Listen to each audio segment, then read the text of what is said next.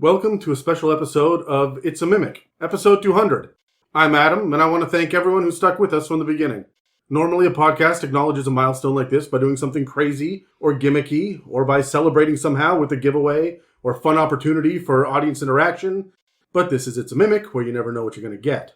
Most of the time, that means dick and fart jokes, bizarre pieces of specific lore, or crazy inspirations that the hosts have been cooking up, or Megan burping.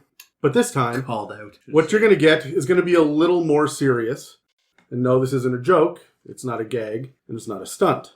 We've discussed before, more than once on this podcast, about how important it is to have serious conversations with people at the table, no matter how uncomfortable or awkward those conversations might be.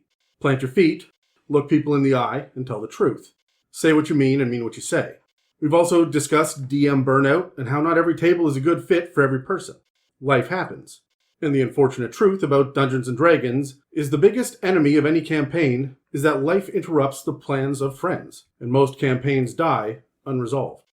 I wish it wasn't the case, but it is. No matter how hard we try to hold on to our friendships and build good memories and stories, sometimes it just isn't enough. Today around the table, we've gathered the 6 people who helped make the first year of the podcast succeed, the 6 original hosts, and today we say goodbye to one of them. So with me are Brad, Megan, Dave, and Terry, and we're saying goodbye to Dan. He's taken on huge responsibilities in both his professional and personal lives, and there just isn't enough time in the week to do everything he wants to do. I'm sure we're going to hear it out of his own mouth later. But he knows that there's one thing that he can trust will keep going on without him, and that's this circle of friends enjoying the legacy he helped build here. After all, we've seen hiatuses in the past from both Terry and Dave, and Brad decided to have a couple of kids a couple of times during the lifespan of this podcast, and yet we've always succeeded in getting the next episode out, dick and fart jokes intact. So, we were originally going to just suddenly move on without him, like so many other podcasts do when a host leaves, but I wanted to use this medium to put the spotlight on one of my best friends one last time. And because I built the episode breakdowns and the schedules, I decided we're doing this and none of you motherfuckers can stop me. So, here we are. It's important for us to put our money where our mouths are when it comes to responsible dungeon mastering practices. If we tell you to look a meta problem unflinchingly in the face, then it's only right that we do the same thing. And the problem here isn't that we're dealing with a problem player or an inappropriate conduct during a game. The problem is that ItsaMimic is losing a friend. His insights and wisdom, his passionate work ethic, and his fucked up kinky sex furniture. I'm keeping that. And while I'm thinking about it, no, Dan, you don't have to edit this episode. So, I'm going to make you motherfuckers pay full price now. Because... You'll be okay, Megan. So, because the D&D gods sometimes smile down upon us, we happen to receive 20 questions on our subreddit in one big dump from a single listener. User Finisher7119. The fact that these questions came from someone named Finisher was too perfect to not use on Dan's last episode, not only because he finishes his run on the podcast, but because in the carpentry world, Dan was a finisher for a number of years. Mm-hmm. I always told you always finishes first. It's very wholesome. The only more appropriate name would have been Fluffer7119.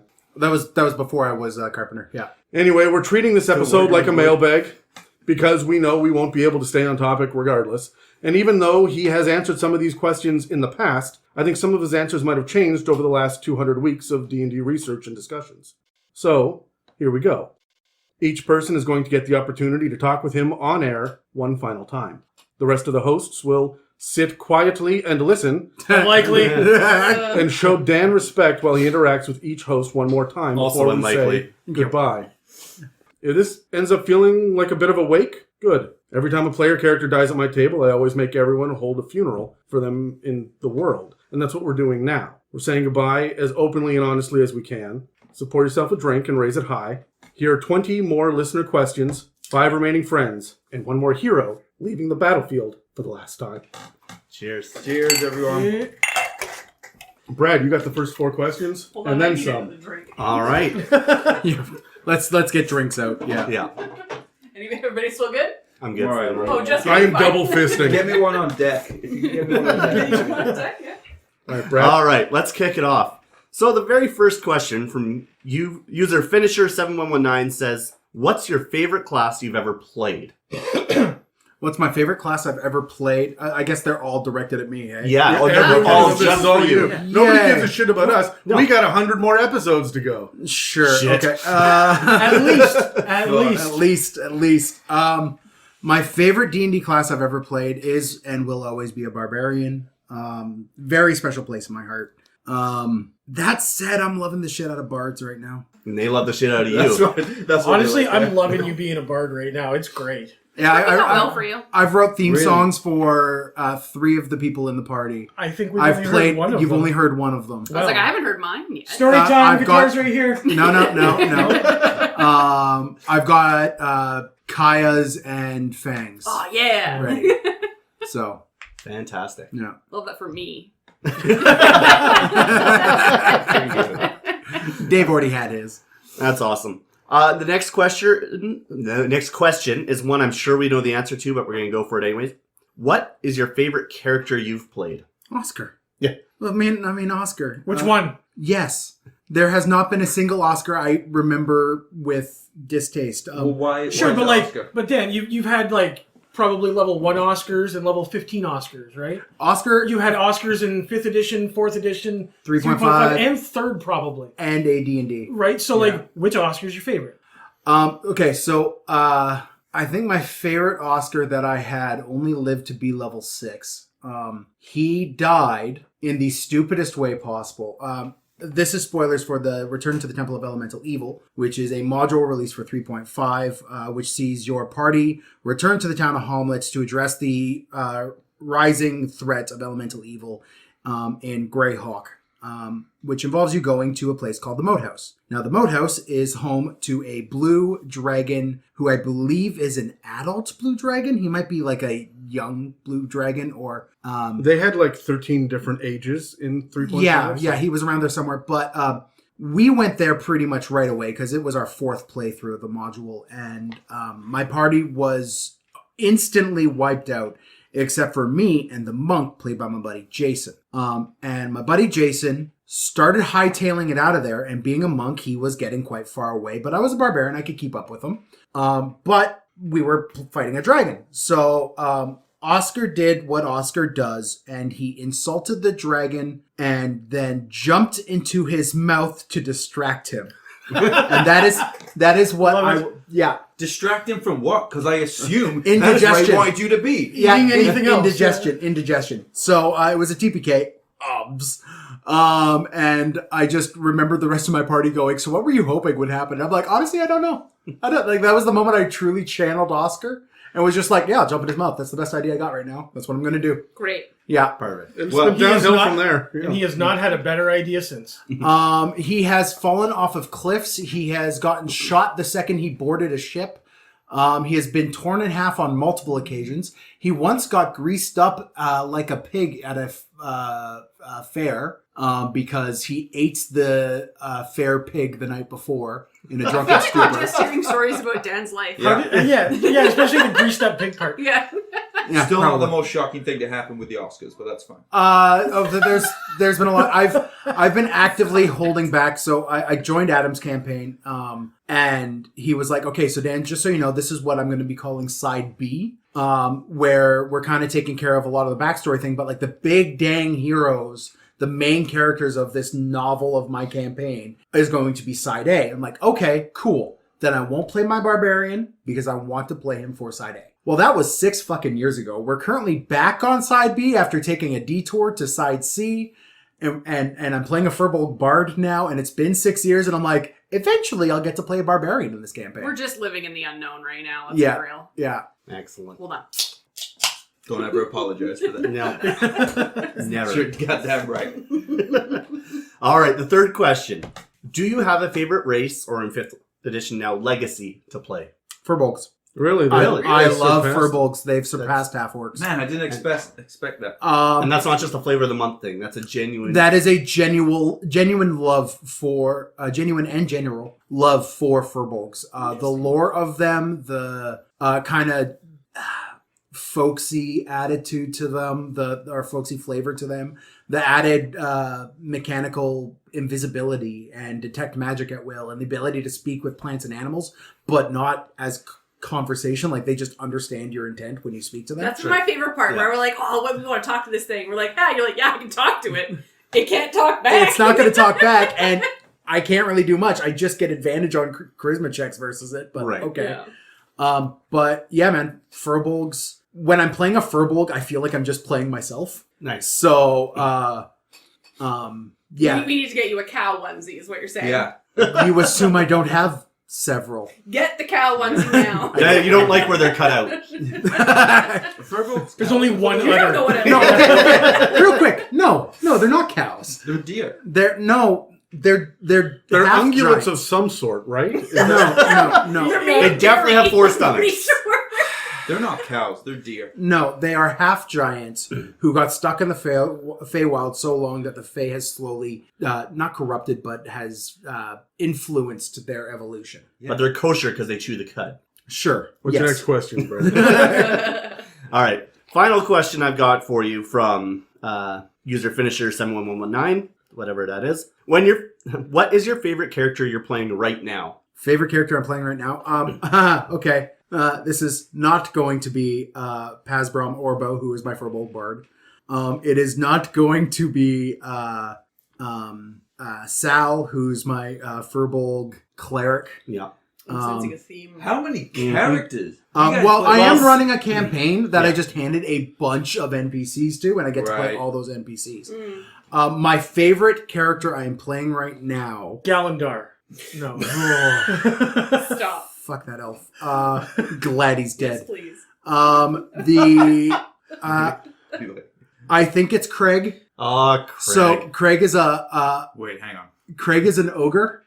His name is Krag. His brother Craig died. But his brother, not brother. brother, Not sorry, brother. not brother. That would be Yeah. Crag, wouldn't it? Yeah, well, but he's an ogre, so it's Craig.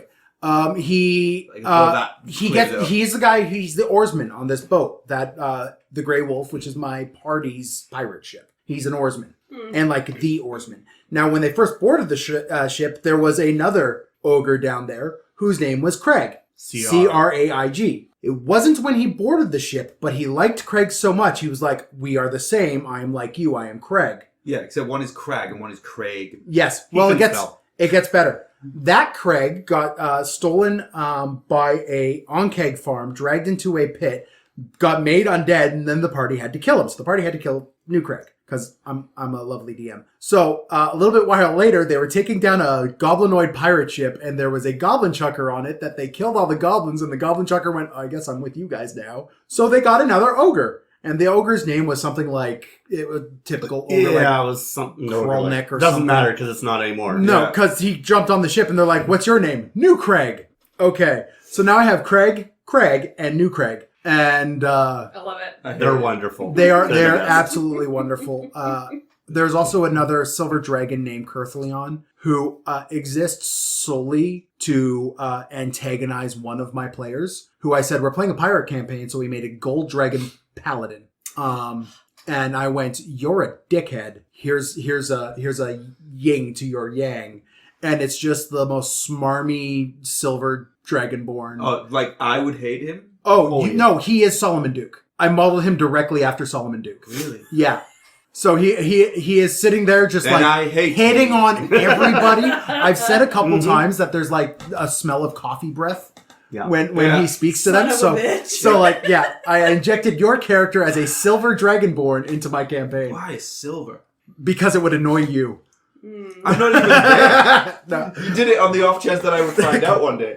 All right, I've got one final question for you. Sure. And this is actually from me. If you could describe your time on the podcast using a scene from a movie, show, or an entire series or movie in itself, what would you pick and why? And I'm not going to allow you to use a Princess Bride in the scene where his life is being drained from him. I'm wondering why you haven't already said that scene from Community where he comes back with a pizza and everything's on fire. It's kind of that, yeah. No, I mean the podcast has been super rewarding. It's been lots of fun to do. It has been incredibly stressful at times, and like there's the 6 of us here, but nobody really knows it as much as Adam does. Adam and I have sat across this table just screaming at each other for hours on end because of direction of the podcast or of a specific show, and it kind of strengthened our friendship through the process, and which is something that could have severed friendships. And it didn't. It strengthened. So when I think of there's so many scenes I could think of right now of like two people going through a trial and then becoming friends, or a group of people going through a trial and becoming really good friends. And the one that's sticking out in my mind right now, and this is probably going to be like, I'm trying to find a better one because it's Harry Potter and I don't want to use it because it's Harry Potter. But the redemption arc of Sirius Black, and like his friendship with Lupin and stuff like that. Like that's how I kind of feel. This is where you had this big trial, you had this big thing to overcome, and people were refined and goals were clarified through it. That's my sappy answer. You didn't choose Samwise and Frodo for that same thing? Wait, actually, who's Samwise, who's Frodo? Oh, I am Frodo, he is Samwise. Sure, I love potatoes. I mean, both of you love potatoes. Yeah, so let's that's be fine. real. Probably too much. All right, hold on. Before we wrap up with Brad, Dan, what's one final thing you want to say to Brad about your time together on the podcast? I hope you're ready because I will abandon this campaign and leave it in your hands too. For a third time because everything has to come in threes. Everything comes in threes is the name of your section. You gotta speak up.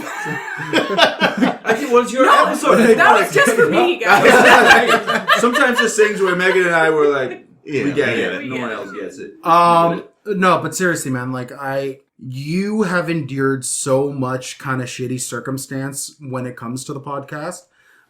Your very first episode is probably the lowest quality audio of any episode we've ever posted.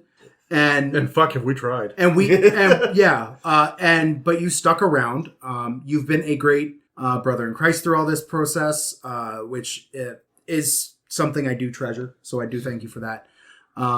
But also it's good to have someone I could kind of look across the table with and be like, hey, 3 kids suck sometimes, hey? Yeah. So you have been incredible to have on the podcast for your kind of new player, new DM perspective. You can't qualify for those anymore because you are now a seasoned veteran of the Dungeons and Dragons game, and any sort of down talk into your capabilities I will refuse because you are a fantastic DM, a fantastic player. I love having you at my table.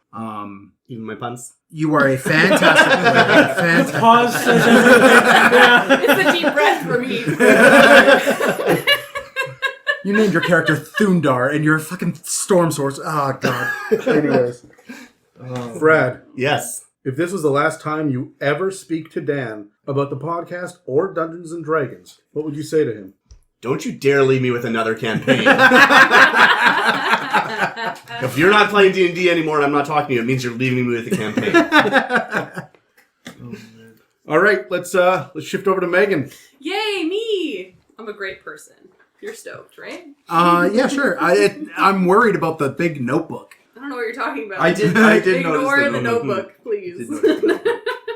I had to take notes for this. Okay, as Megan gets ready, what I want to point out, something that both of you have done well before I forget later, is when we started this, the three of us, and I think I said to you, Adam, originally, I was like, hey, I'm kind of thinking about starting a podcast, blah, blah, blah, and then you kind of introduced me to this idea. I meant like a disorganized, shooting the shit, whatever, I'll just talk stupid podcast. And it was a few months in before I really realized, oh shit, you two mean like a podcast. Like it was structured and there was scheduled and all kinds of shit. And the both of you have really taken this thing off much more than I even ever imagined it would be. It fucking breaks my heart. It took a month to figure out there was a schedule. How are you shocked by this? We're 3.5 years in. I don't think he has figured it out.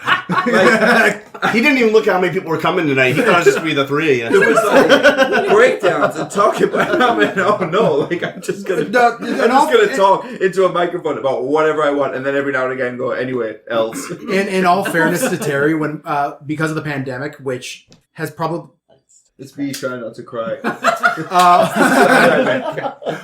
because of the pandemic, which really took a lot of the wind out of our sails for a little bit there, but we switched over to doing distance recording with a lot of it, and we got to Zoom.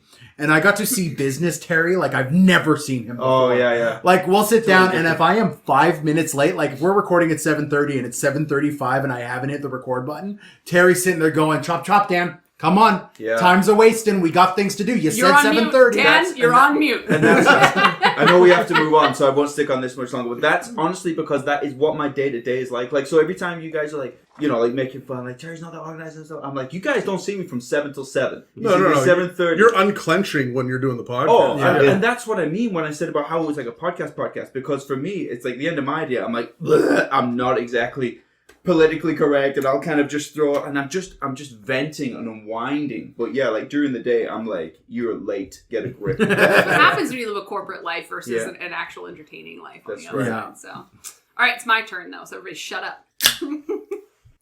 All right, Dan. First question.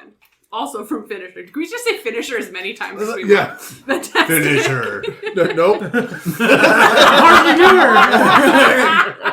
Shut up. Do you have any preferences between DMing or being a player, and why? If you had asked me before the podcast, 100% being a player every day of the week. DMing was a chore. DMing was something I had to do so that I could get together with my friends and play a game that I thoroughly enjoyed. I would rather play, but I didn't. None of my other friends were trustworthy in that goal. Which I mean, some of my friends listen to this and they're probably getting offended, but like that's not a slight. Like we were all going Yeah, through. fuck life you, stuff. short guy. I don't know which one that is, but That he Johnny. knows. That's okay. Yeah, he Short knows. king. Specifically, We call them Johnny. short kings now. Oh, is that what it is? Yeah. Yeah. Short Kings. No, but like I have my friends all had a very different style of playing, and we've said at length in the podcast that I grew up at a very tactical table. We were very much, I'll throw my numbers against your numbers and come out on top, right? The fun of D&D was more character builds than story arcs. And one of my friends was fantastic because he's the most stubborn person I know. And shout out to Russ. He's the only person other than Adam I have gotten to a level 20 campaign with more than once. And it's just out of sheer stubbornness out of his part. So like we played a very tactical game. So if you asked me before the podcast, before even during when we were playing and I joined your game, Adam, which I prefer being a player. I now have a lot of fun DMing and world building. I have players who are actively asking questions about my world. And I'm like, I don't know, make it up. And then instantly either forget it or write it down and it becomes canon. Like the world not being flat. Like the world is flat, Brad. Fuck off. Making me regret having you at my table. My world is a disc world. It is flats with hard edges. Like, You know what? I love that for you. yeah.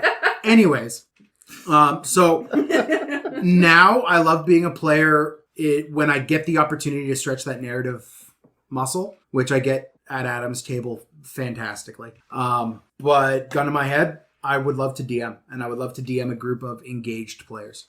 Yeah, it's fair. Like, Yeah. yeah. It's fired. I think about, have you ever been at the table where it's been like a one shot or like a very short lived campaign? Out of all of y'all, it's only Adam I've been in a long term game Oh, yeah. with. But Adam will make you cry. yeah, absolutely. I've cried in many of those games.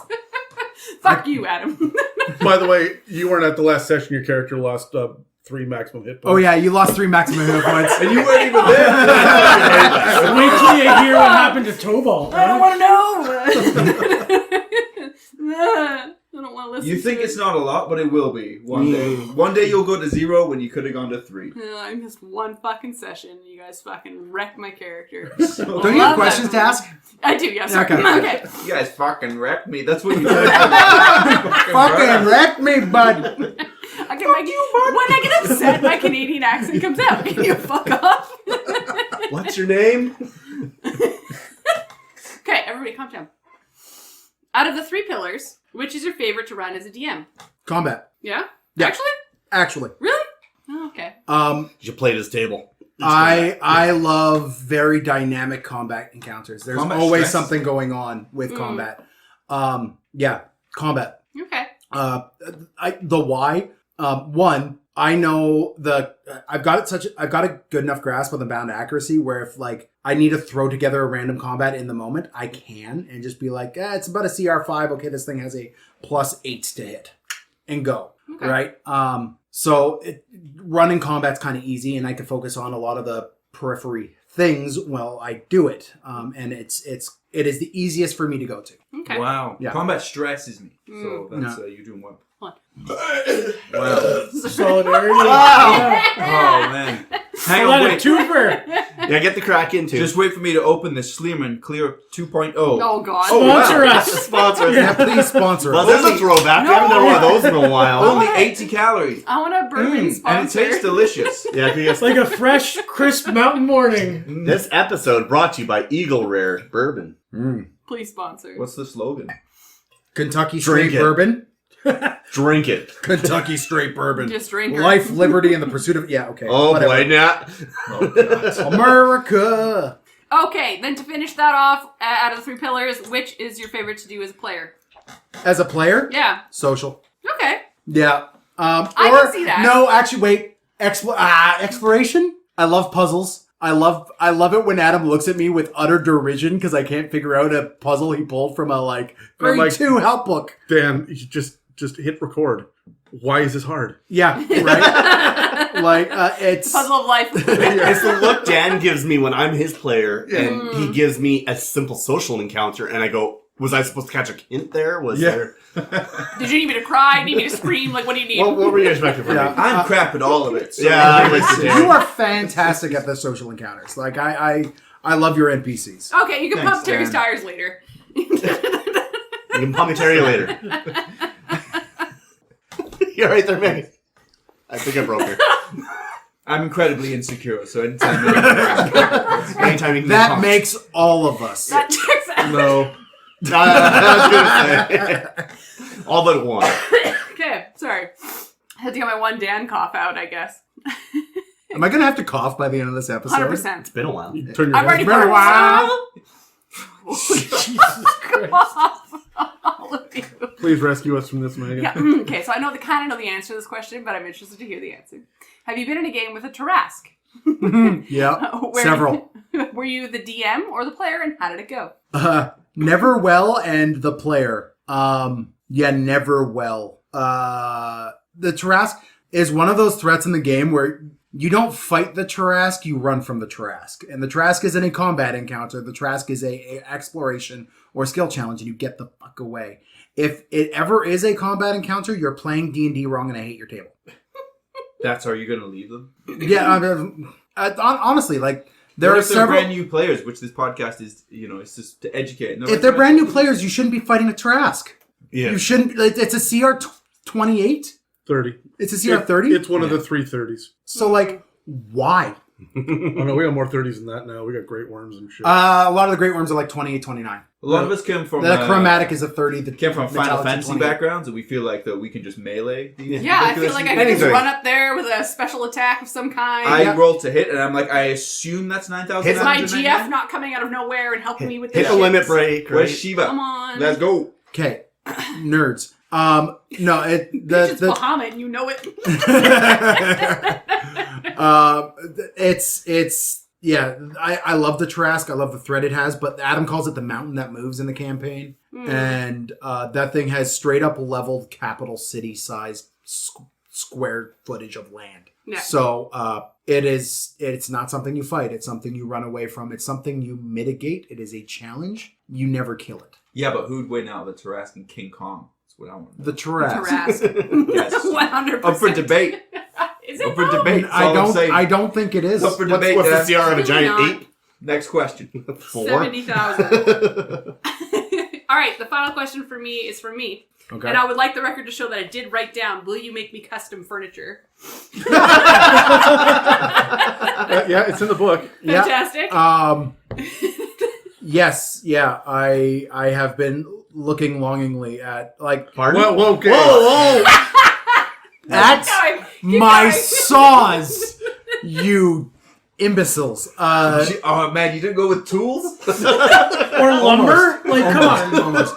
No, lumber's Can I expensive. watch? Like I won't touch or anything. Okay, please don't do it. But I have an actual question. Yeah. What is your favorite host combo to work with and why? And please, hurt feelings. Oh, Yeah. Let's get real. question. It's so sad. Let's Kyle, get you real. should turn this off now. We know James doesn't listen anyway. Yeah, so we're just good. Depends whether or not you want a structured, organized conversation, you want absolute fucking chaos, or you want... No, it depends on how much he wants to make Brad do his prep for him. Yeah. I literally was about to be like, well, Brad, because then I don't have to prep. Yeah. No. Forgotten Realms was fun. Oh, I those want to hear episodes. this answer from everybody. Oh, yeah. Yeah, I kind of. Wait till I kick them off the podcast.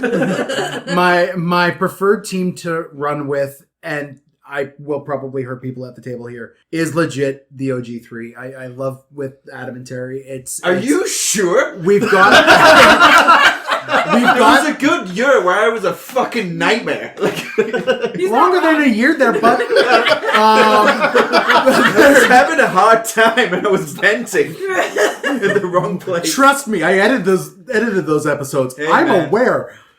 Life will get you. You grew up. You're okay now. Well, Well, I overcame No, the so- many so- fucking challenges. there was when you initially joined on. Adam and I had gone through like 6 months of planning a just me and him podcast for a little while, Yeah. and then of your own accord, you mentioned, "Hey, I've been thinking about doing a podcast about D&D. What do you guys think?" To me and Adam after our D&D game, and we looked at each other and went, "What if?" That's And the thing we're missing. that's the thing we're missing because we needed a smarmy British man to do it. So. Oh, I'm a British man. I'm basically Canadian now. But yeah. You weren't then. It's been a while. Yeah, back then it was Dungeons and Dragons. I don't know what that accent was. It wasn't English, I'll tell you that. Back then it was a Dan don't do an Irish accent. That's what it was. So there's Still offensive, Dan. Well, it's because it turns into Jamaican halfway through. Yeah. It's a good transition. that hasn't changed. So it's should see the yours OG3 mostly because it's security blanket. You guys, I have no issues at all in front of a mic with the two of you guys. Really, with the 6 of us here, I mean, Dave keeps touching me during the podcast, and that needs to stop. And Fair. Megan keeps burping, and true. you guys don't have to smell it. Image of grace. And You guys beauty. do so well. I still get nervous doing this. I lose my words. I bumble over what I'm saying. And I'm, it's difficult. That's why I drink. Oh, yeah, That's why we all drink. I gotta drive home. I'm gonna... All right. Well, now that you've called out Megan's breath, thanks for that. Let I'm me never ask gonna find you, someone now. what is Now, spit take? I almost spit on the mic. So Dan, what's one final thing you want to say to Megan about your time together on the podcast? About our time together on the podcast? No, Dan. About her breath. I've said all I need to. Megan, you brought something, and I don't know the politically correct way to put this. You brought something to the Don't table worry about that we desperately needed, and it was a female perspective. Having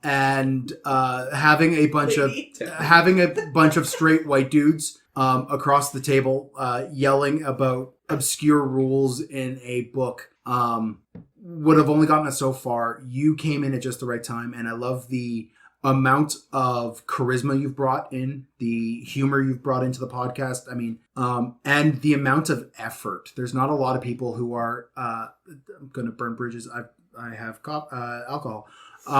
There's not a lot of people who put in the amount of work that you do when we call on you to be part of the podcast. Does not go unnoticed. And we are very, very thankful. When it came to the mob episodes, you were funny. The two of you were the really, really reliable ones. Yeah. Terry? What? Yes. Fuck. Are we working this? Yeah. I want to point something out. I've never been late or anything. You've been late once, but there was a really good reason for you to. I am you called us 15 minutes beforehand saying, guys, I cannot get there. Right, and that wasn't late though. Hold on. No show. Hold on. There was the time that I called Terry and he had just gotten to the gym, and I'm like, "Where the fuck are you? We're recording right now." Go yeah, home. yeah, there was that. The one That was time. the once. Yeah. But there, you have Megan. You have been a stalwart friend and co-host on the podcast. Even outside of the podcast, you've been a great friend. I treasure your friendship. I hate this. It's. Wait till we get to Terry's. Okay, all right. Megan all and right. I are very alike in some ways. All right, hold on. Then Megan, this is the last time that you ever speak to Dan about the podcast or D&D. What would you say to him? So, and I think that it's funny that you say my reliability and things is something that you cherish. Because I feel like when I started playing D&D with you folks, I was in a very, very negative space, and I'm going to get real. I'm really Okay. So when I first found this group to play D&D with, I was in a very large transition in my life, and I've told this story a few times on the podcast, but it was a lot darker than most people think. The thing about Dan was that I think that he is a very natural empath that kind of understood unnaturally when I as a person required a little bit more than other folks. So when playing at the table, if I was not my best, Dan was the kind of person that would pick you up or take over or take charge, because Adam was an asshole and made my character the captain of the team, and sometimes that was not what I wanted to do. So Megan would look at me to help and I would shoot her leg off. But you're very good at noticing things at the table to pick that energy up and fix the issue, in a sense, to keep the table going in a positive direction. And that's something that I picked up on early in playing D&D with you. When it came to the podcast, and this is something that actually happened recently, it was my first time I came to a podcast and I did not prep appropriately. Because I missed a section I was supposed to read. So, and that has never happened to me. I don't enjoy that at all. I'm a very organized person. It kind of stressed me out a little bit. But I'm a person of natural anxiety. And so when it happened, I had an anxiety attack. And luckily enough, it was over Zoom. So Brad was able to take a walk and go take a beverage. But Dan sat with me and waited until I figured my shit out. And I read my shit, put it together, and I was able to get through the episode. It was offered to cancel, it was offered to do things, it was offered to just change it.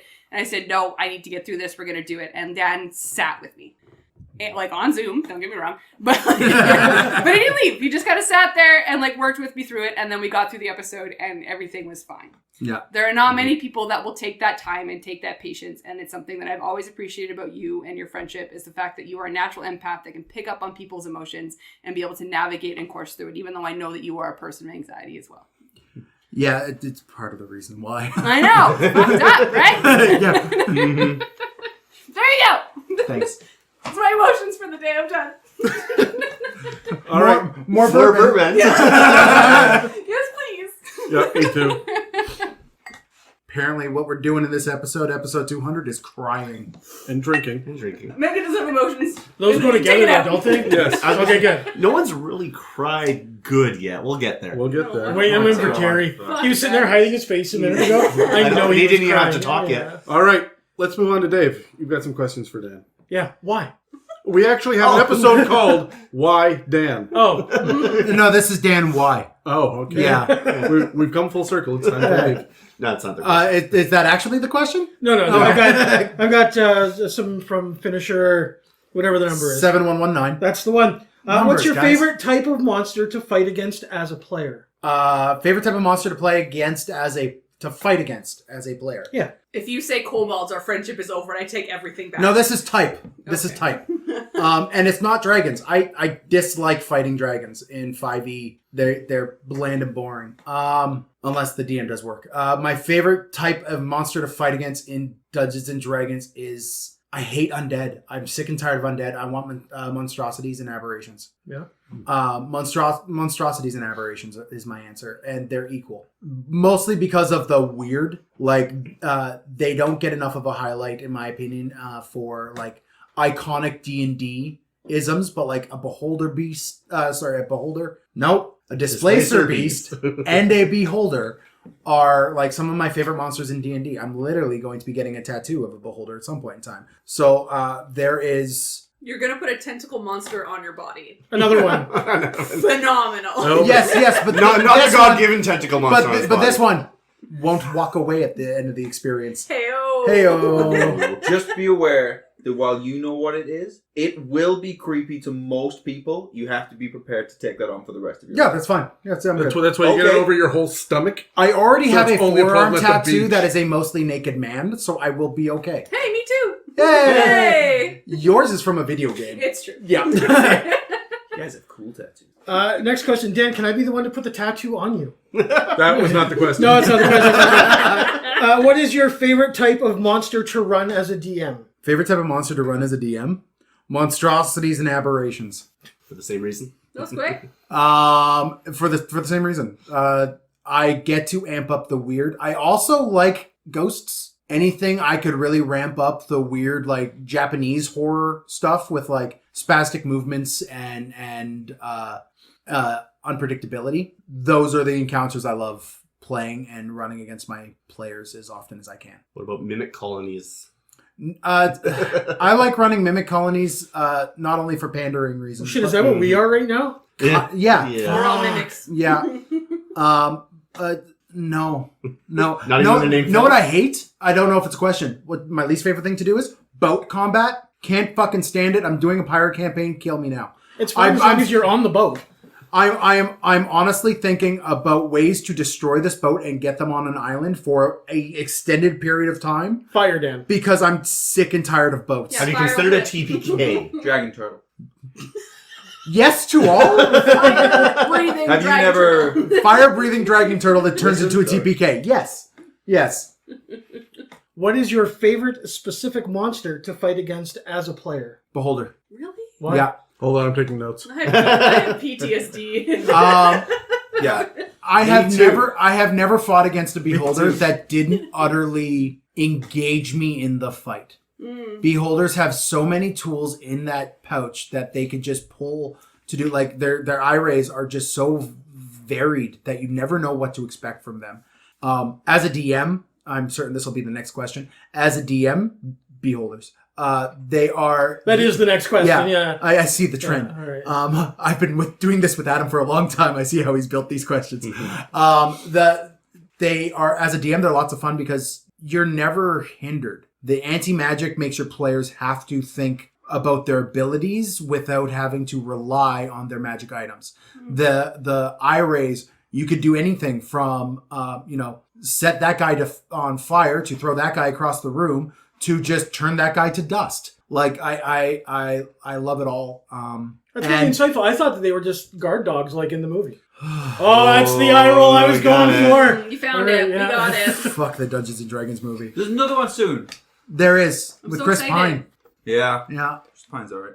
And a TV show. One of the Chris's. One of the Chris's. One of the sexy Chris's and Ryans. All right, Dan. Last question is from me. Of all the things that you've done in the podcast, what did this open up for you? What did you learn from this experience? What was your biggest takeaway? And not just like with your friendship with Adam and that kind of thing, but like as a DM, as a player. Do you want to go to the last I one? have a thing with new question. Go on. God damn it, Dan! Yeah, there it was. There you go. Funny enough, the thing I learned the most about the podcast was confidence. Going into it, I had desires of being the guy behind the mic. I was always the bass player who stood, beside the spotlight, never in it. I don't do well when I am the center of attention. Oh my god. Do you remember year one, Carrie, when you and I were trying to get Dan to just speak up and have charisma? It's fine. It's okay to do a commercial spot, Dan. Everybody wants to hear what you have to say. Your opinion matters. Terry used to say that shit every week for like the first 20 episodes. Wow. And then we turn around and talk about semen segues. Fuck that. Oh. But I can't remember much of this. It's like it's been it's been a few years. It's been though. suppressed or something. Did you say semen segues? yes. Is that a segue about like No, so no. a segue Both. that runs on semen? It's the episode we don't talk about. Guys, We were trying to find our My voice. last That's episode all it cannot have this patina on it. It's there. Please. It's It is happening. now. All right. Really? What was This is where you draw the line? I think you're fantastic on this mic. I really do. Like, you're so organized. You're very structured in how you speak. Your cadence. You're very clear. And Even if you're making up all words. this shit. But What's my favorite made-up word that I've done on the podcast? I don't know. We're asking the questions, I Dan. think it might be potentiality because it's not a fucking made-up word. Yeah, well, In our defense, everybody else on the planet thought it was a made-up word. And I still don't believe in our it. defense, Dan thought it was a made-up word until he looked it up and was pleasantly surprised himself. Yeah, I think you just Fair. got lucky on This that. bourbon fair. is great. So, Dan, what's one final thing you want to say to Dave about your time together on the podcast? Time together on the podcast. Of people around this table, Dave, I've known you best the longest. Yeah, like 30 years. It's been about 30 years, yeah. You have been a good friend through Scouts. You've been a good friend through life. It was a natural fit to have you on the podcast. And you took it and ran with it. Eberron is, in my opinion, one of the best things we've ever done. And it's something I had no part of. God damn it, Dave! There we go. Fuck It gets off. on. No. But honestly, Eberron, the covering of Eberron and Touring the Multiverse was genius. Like this is just fact. It is no exaggeration. It is brilliant. Every single minute of that is glorious, and you did the lion's share of the work on that. And I want you to know that whenever we plan an episode and we're sitting there going, okay, we need somebody to actually pull some heavy leg work on this one, to dig deep in some research, you are trusted with that. You are one of the guys we go to, right? Because you showed that you could manage it when it came to Eberron. And I have unfettered access to all of the D&D books that you guys have. Yes. I straight up, I straight up gave you my crate of 3.5 books, which I mean could sink a small navy. So legitimately, like, it took me multiple trips to the car to get them home. Yeah, I had a few. Yeah. If this is the last time that you ever speak to Dan about the podcast or D&D, what do you want to say to him? Oh, geez. If it wasn't for you... Okay, I have to lay this out, okay? I like RPGs, and it wasn't until 5th edition, which, I mean, I started... When I was on the podcast, I started playing 3.5. I swapped halfway through, right? Yeah. And now I'm playing Call of Cthulhu. We've done a couple of little things with us. We're doing another thing on Fridays now that we don't really talk about too much here. But, I mean, I play on Thursday nights. You got to clarify. No, you got to clarify with that. There's Just a lot of slapping skin. Hey, there are leather pants. There are. Yeah. And but furniture involved? I mean, yes. Okay, fair. We need to sit on something, Megan. God, we're not animals. well, We sit on each other, but yeah. But I do my regular group on Thursdays. I do Call of Cthulhu on Fridays.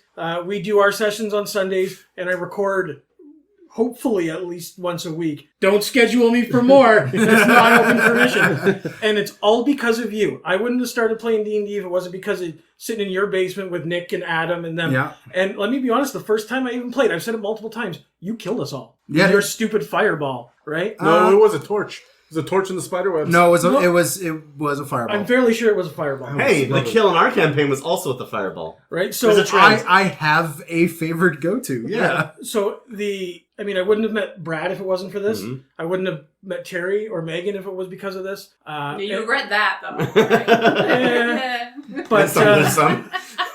How very fucking dare. right? But it's really a defining point. Like, it's something that I do a lot of. When my friends think of me, it's one of the things they think of, and it's because of you. And thanks. Oh, Dave. All right, Terry. Fucking Terry, we're gonna bring it down. You love the heartache. You've said it over and over and over again. Yeah. So this is the direction we're heading now. All right. You have some questions for Dan? Yeah. Let's start off light, Dan, all right? Okay. What is another RPG system you like outside of D&D 5th edition? Vampire the Masquerade. I don't like Pathfinder.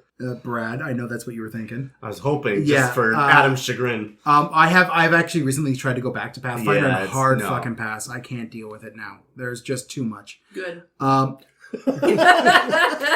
But Vampire, which is a completely different, but it is a D10 based system, was a lot of fun. Call of Cthulhu's system is also kind of a D10 system. It's a percentage system, so you use D10s for that. But it's a lot of fun and easy to handle. However, I find Call of Cthulhu kind of lacking in the direction. Too much is left to up in the air for the players to kind of decide, I'm going to roll this now. Yeah, you really need to have the right players. You need make to it have the work, right yeah. players for Call of Cthulhu. Vampire was... I have nothing but good memories from playing Vampire the Really? Masquerade. Yeah. And It's a sex game, right? Yes, I Yes, believe it so. is. We've established that it is multiple Yeah, not on this a podcast. sex Where Dan game. walks in But I mean, masquerading like- as a vampire, sparkly as hell. Phenomenal. It's not, but- Baby, I want to suck your blood. I mean, There were air I quotes did involved. straight up... I did straight up go through a vampire phase in high school. And It was Twilight. no, it was not. It was before this. But It was Blade. It was Blade. It actually was Blade. Yeah. I knew it was a sex thing. And I fucking knew it. my dad got me. Oh my god! Here we go. My dad got me a book that is the historical treatises on vampires and like all of their historical references. Wait, which history are we talking about? All of it. It's a like. No, I mean like real life 2000, history. yeah, like real life mentioning of right, vampires or cannibalism or things like that. And he handed it to me and went, I hope this doesn't start anything in you, but there And you it go. did. I know And you it- like vampires. and And I here we are went, now. sweet. And I read it front to back probably twice. I know vampire shit. I love vampires. They're one of my favorite monsters in D&D outside of aberrations and shit. But I have a character that's a vampire now and it tickles me. Wow. What? Yeah, there it is again. So thanks, Dad, right? Yeah. Thanks, Dad, for waiting. Thanks, Dad. But being able I to never play. thought Dan would have daddy issues until today. Oh, wait till next episode. Oh, phenomenal. Oh, we can talk about you now. Yeah, he's gone. No shit. accountability on our part moving forward. Oh shit. We know you won't listen. Terry. Dan, do you enjoy video games, and do you have a favorite game that you're playing right now? Do I enjoy video games? Less now than I used to. Right. Unfortunately. I find video games now as they always come with guilt now. With guilt? Oh, Guilt. like so you should be doing. I yeah, feel like right. there's something more Me productive too, I could be yeah. doing, something more worth my time I could be doing. And this is coming from a guy. Yeah. Did you just ruin video games for me? I know what you mean. Like you feel there is like I met my wife on World of Warcraft. I had a weekly gaming night with a bunch of my friends. And like we've tried to kind of rekindle that weekly gaming night, and it just everything kind of falls flat. I've tried a lot of like heavy plot, high difficulty level games. Like I tried getting into Dark Souls, and I'm just like, yeah. I don't have the pay. Like, give me plot, give me the story. I don't care how hard the game is. I will run games on the easiest possible difficulty just so I could get through the story because I don't want the challenge. Games are a release. They are a moment for me to escape. I don't want to feel challenged by it because there's enough challenge in my life. And Dark Souls is the game you chose. I said it was a mistake. And I Very, stand very by it. large mistake. But if there are games I do enjoy, it is games where I get to build and games where I get to be creative within them. And right now, Valheim is a lot of fun. I play Minecraft with my kids, and I haven't had as much fun playing video games with anybody as much as I do playing Minecraft with my kids. As frustrating as it gets sometimes when my son fills my house full of dirt.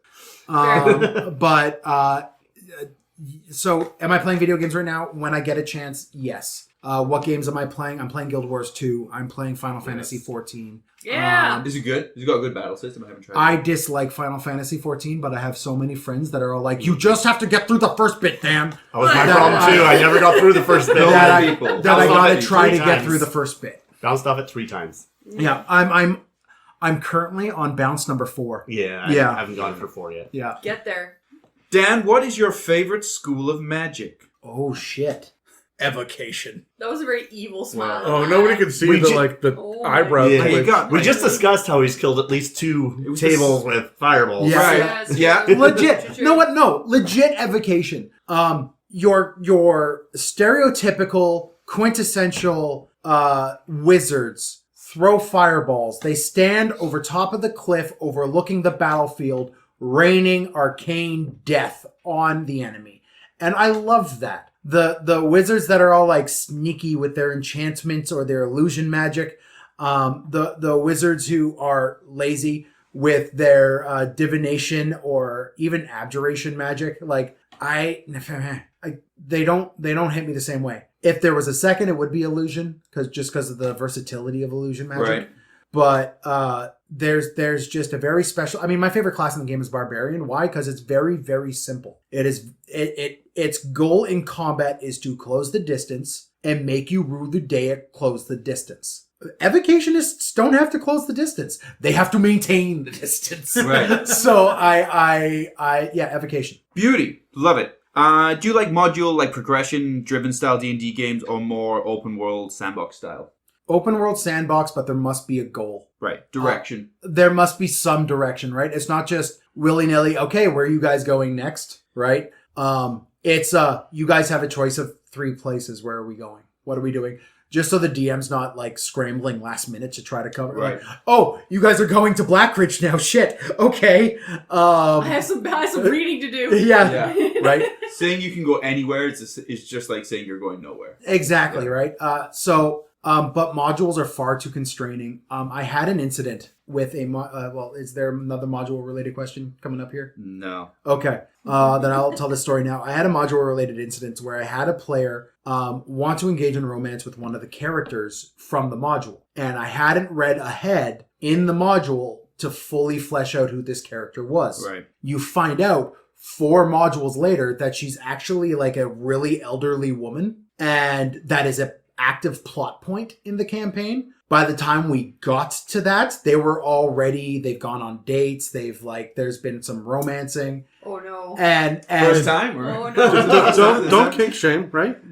don't kink shame, but like I had to turn to my player and be like, listen, it's a plot point. She's dying of old age. I don't know what to do with this. And my player got really, really upset and was like, you could have just read ahead and figured out who this was. And I'm like, it's hidden in a page in the middle. Like, how would I have known unless I read the entire book a bunch of times? Right. So I don't like how they are so constrained to that. I feel that 5e has done a little bit better because a lot of their modules are less constrained like that. Mm-hmm. This, by the way, was Cauldron, the module I'm talking about.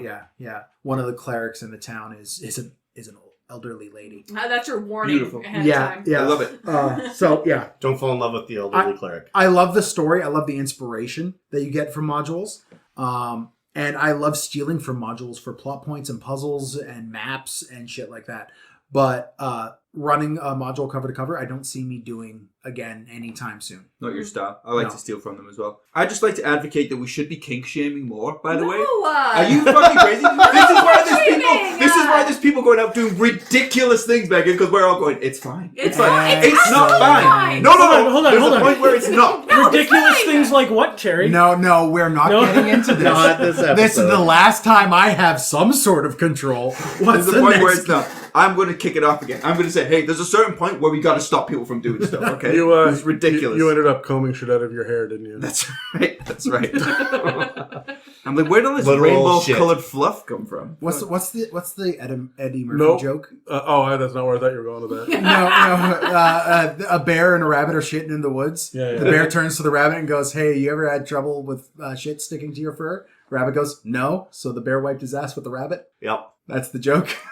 That's an oldie but a goodie. It's an oldie. It is good. The only reason I didn't laugh is because I've heard it before, but it is a good one. Dan, my question for you is, what is a quick thing that you've learned from each of us, not necessarily about D&D? A quick thing that I've learned from each of you. Quick, like don't tell a whole novel about this 5 pages. Have It's a you non-novel fucking answer. met me?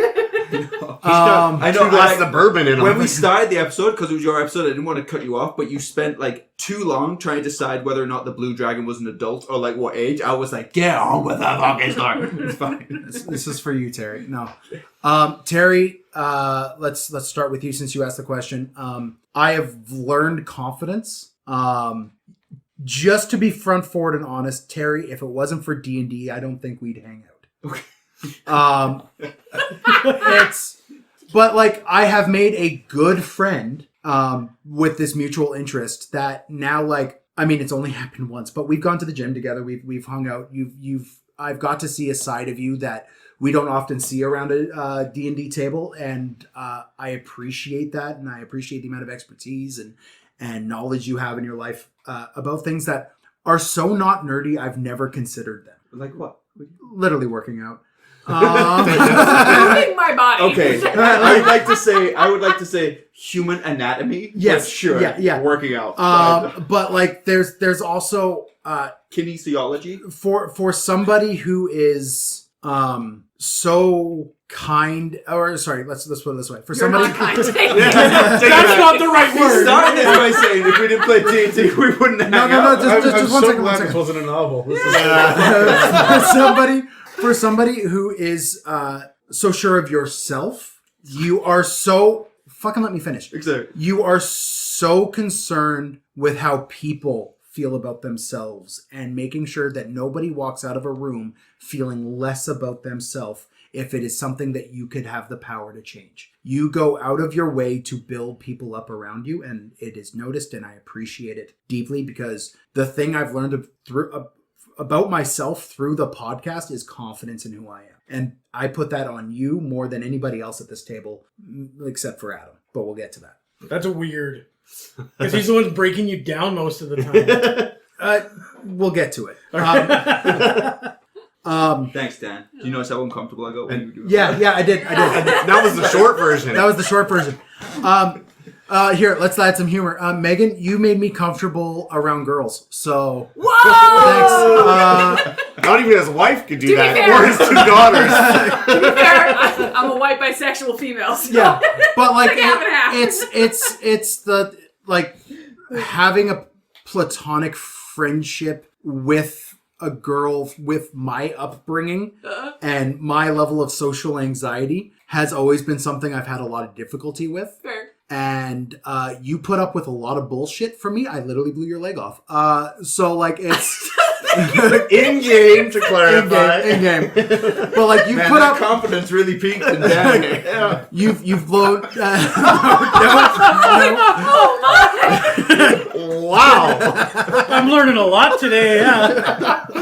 I need to learn that trick. Embarrassed? No, you've really helped grow my confidence around girls and things like that. And even as a 36-year-old man with a wife and kids, 2 of whom are girls, like it's still a thing that I had to work away at. So thank you. You're welcome. You've helped. It's okay.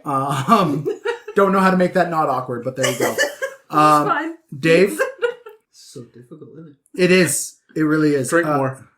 That'll really make you Whoa. feel... Whoa! Wow, that was That's a lot of glass of bourbon. Holy shit. That was a lot about of 2 ounces of bourbon down in one pull. Dan's not working tomorrow. All right.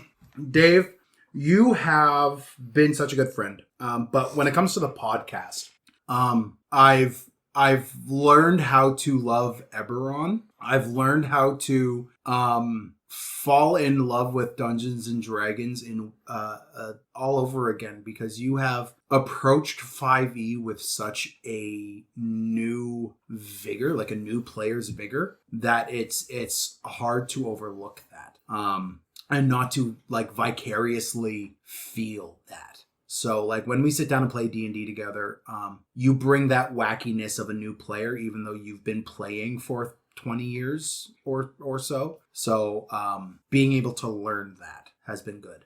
Thanks, Dan. That's Yeah. nice. That was a good one. I like that one.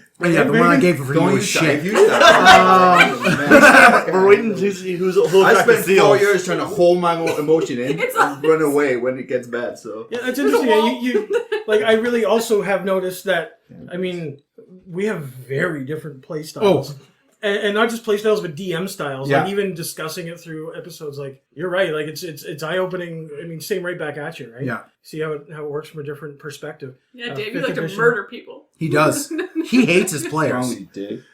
We've been over this. He hates his player characters. No, You understand you why? weren't the first time. Well, you understand why, right? Like you've met Kyle. He's the best of the lot of them. Yeah, that's fair. Yeah. Yeah. Yeah. Okay, Adam, you showed me how to love social and exploration encounters in Dungeons and Dragons. You showed me how to love the narrative side of Dungeons and Dragons. You showed me how this game that I had thought was little more than a tactical war game could actually be played. And you made me fall in love with it again to such an extreme that I decided to start a podcast with it. So, I could go on, and I will likely cry if I do. So I'm not going to. So thank you for that.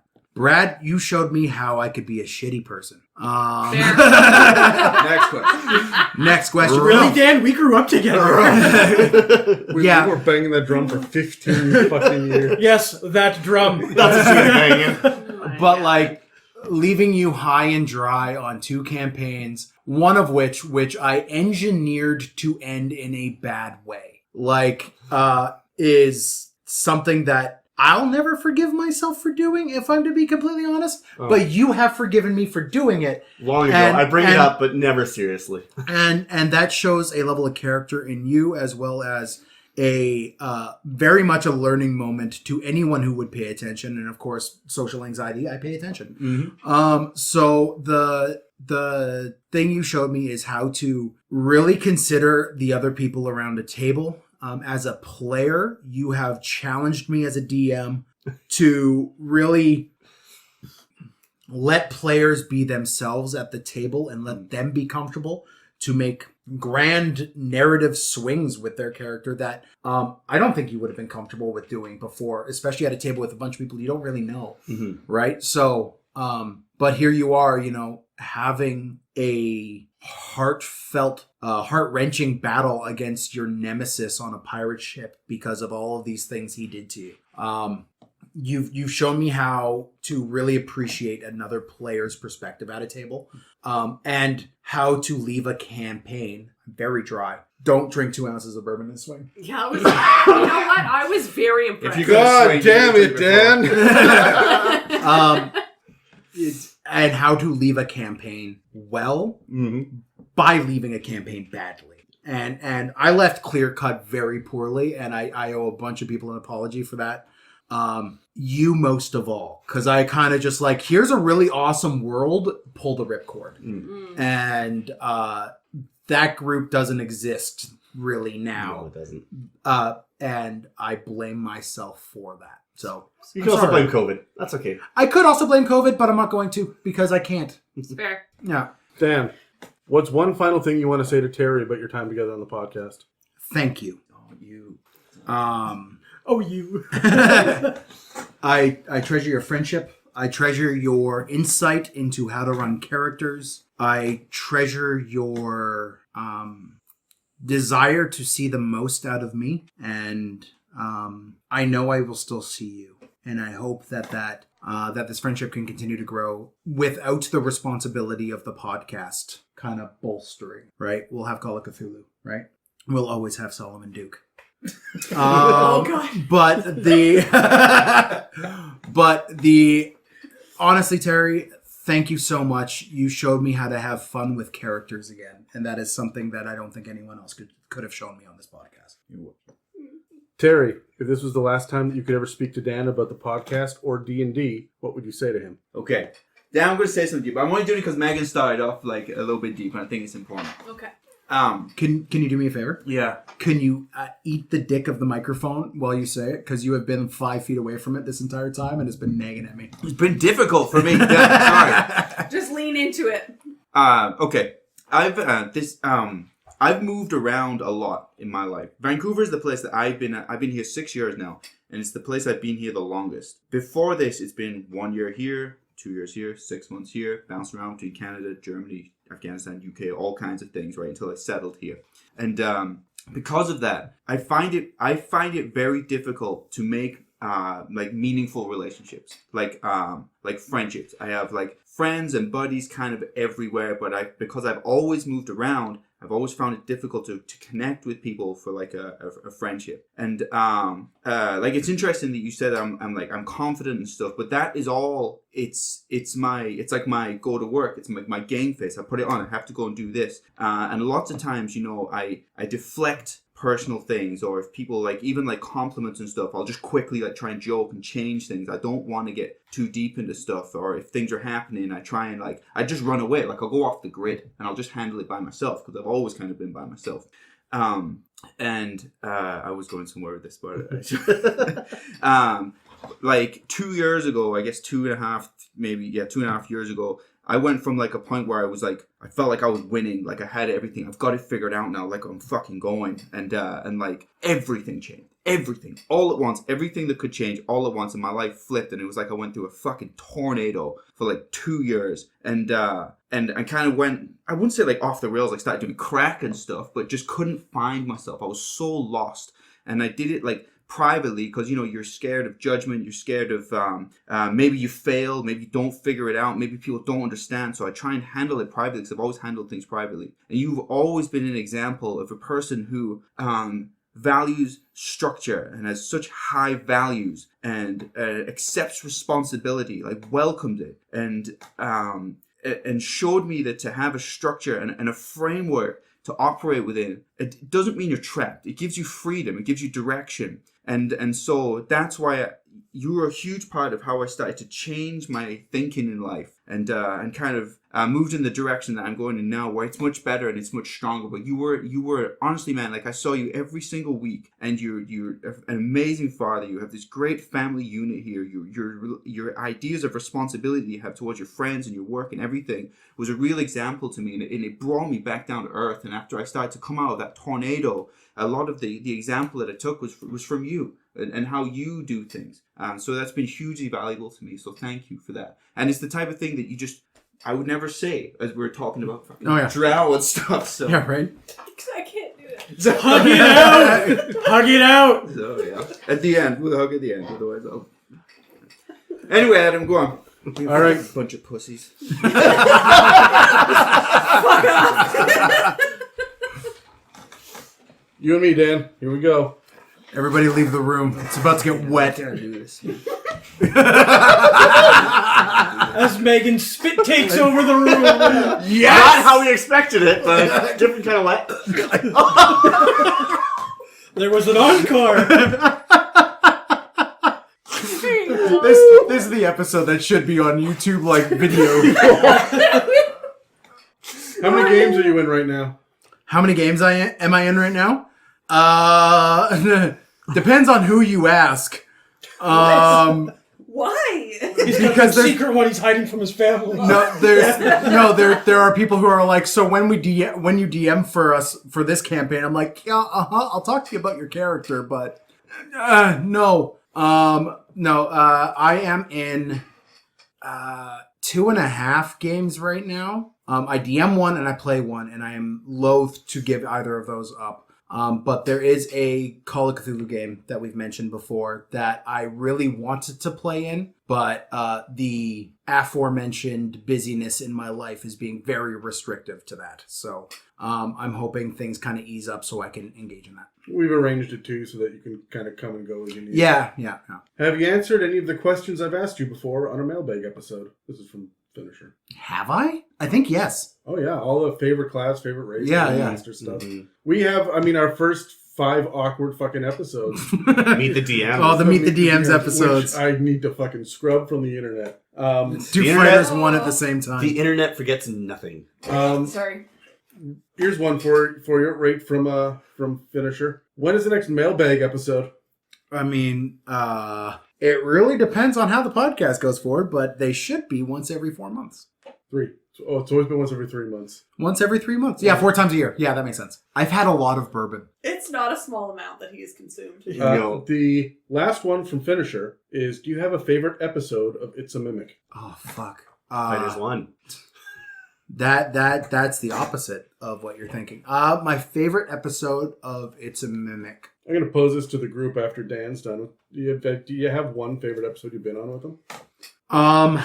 Back when we first started off, we were like, okay, it's about to be April 1st. What the shit are we going to do? And the three of us, you, me, and Adam, you, me, and Terry, sat down and thought really hard, okay, what do we do that really spiritually maintains the ItsaMimic attitude, but is different enough to be special? And we recorded our first special, which was the April the 1st special, I believe, which was the Wizard's Tower. I think we killed Oscar in that episode. Did we? Yeah, Yes. There was an Oscar in that Yeah. one that didn't make it through. Yeah. That was one where Terry and I did Russian accents. You did it for 3.5 minutes and gave the fuck up. Yep. Yep. I can't remember mine succeeding. So I fondly remember us like crammed into your little side room at your old apartment. Is that where we did it? Yeah. Eating chips on mic the whole Eating fucking chips time. on mic, just the level of audio unprofessionalism that is now a staple in the ItsaMimic podcast. Did you just cheers? Yes, I Cheers did. the Yes, I microphone. did. No, that by far has. I remember leaving that thing going, okay, this might actually be a thing. Off mic, things that we haven't released yet. There's like 5 Town Time episodes that I still have, which was the podcast Adam and I were doing when you, Terry, then came to us and said, hey, let's do a podcast, and we scrubbed it and rethought everything, restructured everything. Oh. That I still own, that I occasionally go to listen, to hear how just dumb we are. Oh, yeah, that was just raw and novice times. Yeah, that was when I had a old wedding arch that we would hang a blanket from is baffling. Yeah. Yeah. We need to hear these episodes, you know that, right? That's what the Patreon is That'll for. be for the Patreon. Yeah. It'll Okay, go right. up there eventually. Only I will not. Patreon. I will not get rid of them. Yeah. But Or Dan's OnlyFans, yes. Yeah. we keep that separate. Much like my butt cheeks. Anyway, so we're going to. Whoa! We're just gonna phase past that? The first April Fool's special, the first Christmas special is near and dear to my heart. But I think the Meet the DMs episodes were oddly good. The problem is, like, I keep on going, oh, I've only been doing this about 6 months to a year. No, it's been 4 years. Yep. And I cannot think of the whole list. There's been bright spots. There's been dark spots. There's been spots where You don't want to shine a black light on. I don't want to shine a black light on. Jackson Pollock painting. Episode 171, the Forgotten Realms Oh, God. Deities episode that I was incredibly interested in doing. And when you had talked to me, we were like, let's think about doing some Forgotten Realms lore episodes. I'm like, okay, the first thing we need to do is a Deities episode. Like, it was the one I was the most excited for and was the most willing to do. And then because of life circumstances, it just kept on getting kicked and kicked and kicked further down the road to the point where it was 6 months after our original date to record. There's been moments where it's been like rough, but in terms of favorite ones, any one where I get to be in the room with my friends playing the game, those are the ones I cherish. Terry, do you have a favorite episode with that? I was trying to think of a specific episode. See, I have trouble remembering specifics. I just remember times. I just remember there was a one episode where we just couldn't stop fucking laughing about something. I don't know. I'm sorry. I don't have a specific one. The White Dragon episode is my favorite episode with you. Really? Yeah. The White Dragon episode might have been my favorite Dragon episode. We fucking knocked that one out of the park. Yeah. That was a good episode. That was the one, Terry, we started talking about going across the frozen lake. Yeah. And I was got all his horde frozen in the lake. And Yeah. going over it, and your eyes just fucking lit up. Like, this is the inspiration. And then that was also the first time you picked up a character and dropped them. I only did that twice. Yeah. And it was always part of something else, but that's fine. Brad, do you have one? Yeah, it's a bit of a cop-out because it's not one episode, but it's 3. Our Hags 3-peat that we did. Yeah. That was probably the favorite. The Hags were good Yeah, episodes. guys, there were 4 of them. Were there 4? There were 4 of them. Yeah, you're right. And they were all good, though. That was probably my favorite episodes I've recorded. Fucking love Hags. Megan, Yeah. do you have? Any episode where we could nerd out about Dragon Ball Z. What was the one? So recently we did Monks where we nerded about Dragon Ball Z. Yeah, you guys and Tyler. Was that us, Tyler? That's Tyler. It was Tyler. Okay. Yeah, monks would make sense. That's what I was thinking. Adam, you don't know this, but I added a segment on the Monks episode where it was Megan. How is this Dragon Ball Z? Every single question was like, okay, we're going.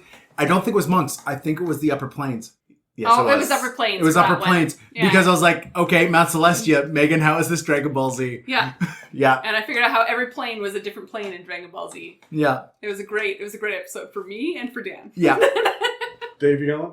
Not really. Like, I mean, Dan, every time we sit down and like discuss a serious topic, I learn a lot. Not just from the research that I've done, but through the people I'm sitting with. And I feel like you've been probably on the majority of the ones I've been on. So they've all been kind of great from that perspective. But I guess I like sitting down and doing the mailbags the most because that's when we get to sit down and be friends. Yeah. Mhm. Yeah. Right? Yeah. Business aside, let's sit down. Let's talk about hog tying you and hanging you from a tree when we were out camping. Twice. You know, Right. Scouts is a rough time for most people. Right? It was a rough time for me. Yeah. It was an entertaining time for Dave. Try being the only female. Your balls took a beating. Really? You went scouts? I was in Scouts. I was the only girl. But yeah, I mean, those ones are like the best ones because, again, it's just like, not only is there no prep, but it's just sit down and be buddies. Yeah. No prep for you, anyway. I have to scour the internet for questions. Sounds like a you problem. My favorite kind of problem. I gotta say, my favorite episode has probably got to be, I want to say episode 6, the first one of the campaign builder, where yeah. we actually sat down to go through the actual campaign.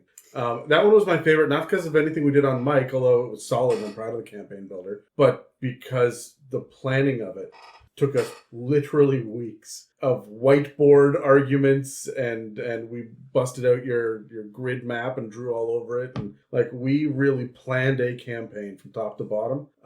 We recorded 37 episodes of it. We released 28. I'm going to release 2 more and round out tier 1. And the other 7 will end up in the Patreon that doesn't exist. It'll get there eventually, but there's another perfect example of a D&D campaign that just didn't. Yeah.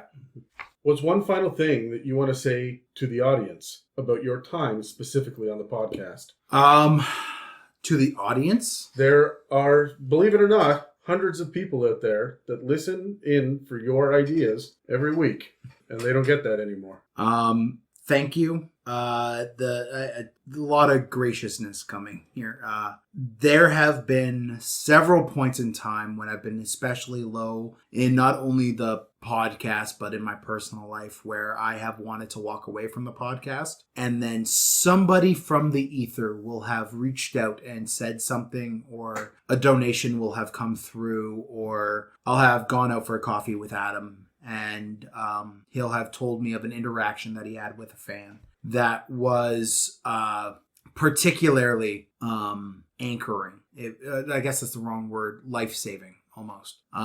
I started the podcast not because I thought my opinion was worthwhile. I started the podcast because I love talking about D&D, and why the shit would I not put that on a microphone with my friends? I never expected it to be something people would want to listen to. And then people did in droves. As somebody who deals harshly with very low self-esteem and low self-confidence, less so nowadays. Thank you, Terry. How many downloads do we have now, Dan?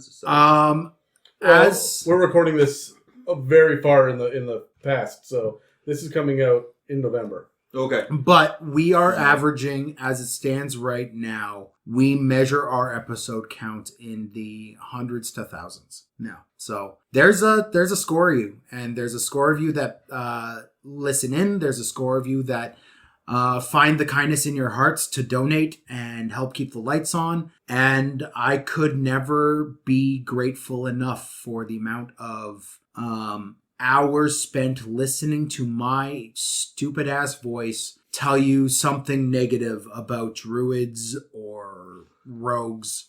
We love rogues. No, we don't. They're fucking dumb and broken. It bothered me that you said your voice was stupid. Or monks. Like I got a personal email sent to me saying you're wrong about monks, and that's all it said. And I'm like, Were they wrong? Have you met the internet? yes, but I would like to point out it had been like 3 months since we had aired a monks episode. My favorite thing about the internet is that everything's on there and stays on there. Yep. My least favorite thing about the internet is that everything's on there and it stays on there. Same. I got in my first profile I can't delete because I don't know any of the access to get into it. Yeah, right? So there's certain things like semen segues that I would love to get scrubbed from the internet, but are unfortunately there, and I've grown okay with that. But there are other things like certain fans that have been absolutely incredible, like Crystal for sending us the Mimic, Crystal and Graham, who are locals here, but they sent us the Mimic cake way back in the day. That is a memory I will always cherish. Also Crystal, who made the Deep Dark Radiance poster. So good. That's rad. The experience of doing Deep Dark with you guys was great. The response from the community of Deep Dark was stunning. Like, it was absolutely earth-shattering for me. So I'm very grateful. I'm very apologetic. I'm sorry that circumstances have pulled me away, but I will be cheering you guys on from the sidelines for sure. And I will be joining the scores of fans who will be loving every minute of this podcast and listening in with rapt attention on your guys' opinions. So thank you, fans, for setting an example for how I, a fan now, will have to behave. What's your biggest regret about leaving something behind? Oh, yikes. Fucking, I don't Answering this question. You're on a bourbon. You drained the I whole don't have bottle. any more bourbons. Do you need The a bottle's beverage? gone. There's another 20 questions after this. And they get worse. Biggest regret of leaving something behind, the potentiality of what God damn. what is What the in fuck? store. I have no doubts or concerns or fears about where the podcast is going, how successful the podcast will be, because I trust without a doubt every single person involved. It's no secret I'm a major player in this thing. And leaving has been a really hard decision to make. So I am someone who avoids conflict. Literally, I bumped some guy's car today with one of my tools leaving the site. He's like, "Did you hit my car?" I'm like, "No." I'm like, packed my tools up and left real quick. But yeah, no, I totally hit your Honda Civic there, Chad. Fuck. Is he French? No. His name was Jeff. They love those Civics. It's like, your $10 car will be okay. Okay, Dude. well, You hit his car. No. Anyways. Shit all over him. I'm Canadian. This is how we do things. Passive aggressively. I see. Feeling real aggressive right now. But like there's That's why we have to say sorry so You know, much. this goes on the internet. yeah, I'm aware.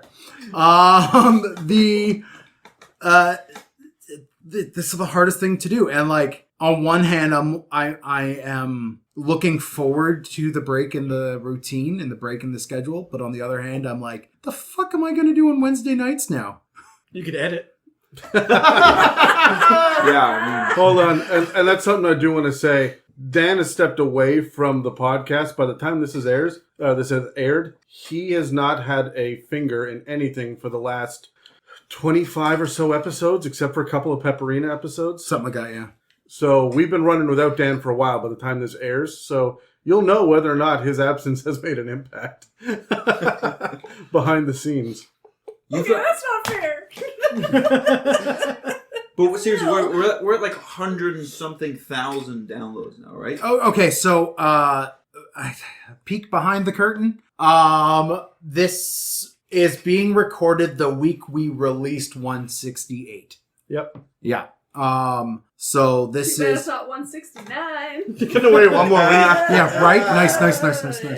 It's my number. God damn it. We couldn't have waited one more week. That would have been, we know he's got plans. Yeah, that's right. But I will say when this episode is being released, I am one of the downloads. So You know we have a donate button as well, Single. God damn it, Terry. Yes, Terry, we have a donate button, and it doesn't exclude hosts. Sure. Like, share, and subscribe. Because I want to end. Cause I'm gonna twist the knife. Just real quick. Did you save all the hard-hitting questions for yourself for this reason? Yeah. Okay, cool. Yeah. Just the final peek behind the curtain, just because I want to really make it hurt, Dan. Here are the things you're leaving on the table. Okay. When we started off, the dream was to make enough money on a podcast to be able to buy all the D&D books. We got within 3. Yep. The goal was to do a D&D podcast that would be popular enough that we could release PDFs. We'd have some street cred. We never quite got there. No. We never finished the Christmas arc. We never managed to get that Call of Cthulhu, that second round, out. By the time this airs, it might have been, but we'll have done it without your input, and you were half of the editing team on that one. Yeah. The big one, the big dream was we wanted to have an ItsaMimic booth at Gen Con. And that's, I don't think, going to happen now for lots of reasons. But I think it still will. I can't imagine doing it without you. There are a lot of projects. Campaign Builder is one of them. I'm not done talking about the Forgotten Realms, but I don't want to talk about it anybody else. We're going to keep doing the podcast, and it's going to change, but it's not going to be the same. I remember when we finished the first year, when we were done, you're like, we have the perfect balance. We've got Terry's charisma and your brains. And you said to me, but I don't know what I bring to the table. And I told you at the time, well, Dan, you're our editor. Like, fuck off. He literally brought the table. This is in my house. But you were the heart for like the first year and a half. And as everybody else got more comfortable and started to tell the truth, like instead of just doing our crazy Seaman segue bullshit that we were doing as because we were a little uncomfortable and a little awkward, and we thought it would be funny to do dick and fart jokes all week, every week. And then it became a legitimate D&D podcast, and it was you saying, I don't want to be the shock jock anymore. I want this to be legit. And then it became legit. You're the person I call at 2 a.m. when I gotta freak out about an edit. You're the person I stand at Tim Hortons parking lot with and say, Brad hasn't answered the phone in the last 48 hours and I need to know if he's done his fucking recording. Where's Travis? You are the person who said, hey, let's do this thing. And I said, yeah, okay. But you were the person that brought it together. And we'll keep going, but it's your legacy that we're leaving behind. And I don't think anybody knows how dark that time got for a while there, except probably you and Mieka, because you saw it week in and week out. COVID hit and we went into lockdown the day my dad died. And I had nothing but the podcast. I had nothing but you. And I got a team now. And we're all going to do it without you. And it doesn't feel right. But it will be. It'll be okay. And for the first time in the whole podcast, I don't have a plan. And I don't know what to do. But we'll do it. Because we got Brad and we got Tyler who bring the heart. And we've got the confidence and the people. We got everybody now that has been inspired by your example here. And I'm just going to end it. So that's all we have for today. And we'll be taking a break for the next few weeks while we hash out what this podcast is going to look like without one of the founders. And we'll be back in the new year. So if we don't catch you on social media, have a safe and happy holiday season. And for the love of God, appreciate the people you call friends. You never know when life is going to take them away. Thanks for listening to another episode of the ItsaMimic podcast. If you'd like to support us, we have a donate button on our website, www.itsamimic.com. We're available on Apple Podcasts, Spotify, and YouTube, as well as most podcast apps. Join us in a few weeks for a different kind of ItsaMimic, where not even we know what we're going to get.